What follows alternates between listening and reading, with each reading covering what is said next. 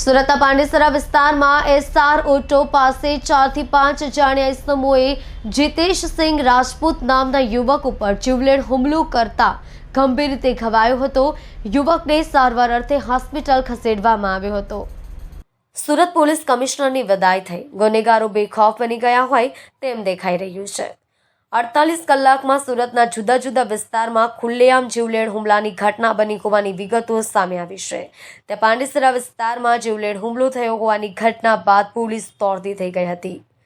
Police પાસેથી મળતી માહિતી મુજબ ગઈ મોડી રાત્રે પાંડેસરા એસઆર ઓટો પાસે 4 થી 5 અજાણ્યા ઇસમોએ જીતેશસિંહ રાજપૂત નામના યુવક ઉપર જીવલેણ હુમલામાં ગંભીર રીતે ઘવાયો યુવકને સારવાર અર્થે હોસ્પિટલમાં ખસેડવામાં આવ્યો હતો।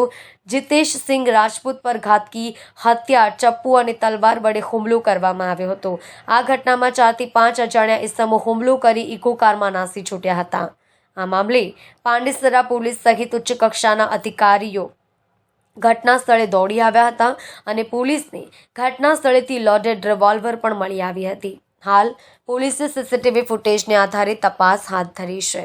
સાંજે 7:30 વાગ્યાની આસપાસ એક બનાવ બનેલો છે, જેમાં ઈજા પામનાર છે જીતેશ રાજપૂત, એના ઉપર ઇકો ગાડીમાં માણસો આવે છે અને એના ઉપર તલવાર અને ચપ્પાથી ઇન્જરી કરેલી છે। વિક્ટીમ અત્યારે સારવાર હેઠળ છે અને એનાથી પૂછ્યા પછી ખ્યાલ આવશે કે શું કારણે બનાવ બનેલો છે અને એમાં એના કોઈ ધ્યાનમાં છે કે કેમ આરોપી છે। આ બાબતેની તપાસની કાર્યવાહી ચાલુમાં છે।